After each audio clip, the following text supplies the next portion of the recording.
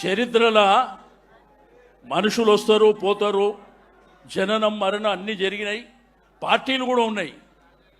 కానీ ఒక దేశ చిత్రపటంలో ఒక రాష్ట్రాన్ని సాధించినటువంటి ఏకైక నాయకుడు కేసీఆర్. చరిత్ర ఉన్నంత వరకు ఉంటాడు. ప్రభుత్వాలు ఎవరున్నా వచ్చినా పోయినా పర్వాలేదు, కానీ ఈ రాష్ట్రాన్ని ఎవరు తెచ్చిండ్రు ఈ తెలంగాణని అంటే కేసీఆర్. అద్భుతమైనటువంటి పరిపాలన.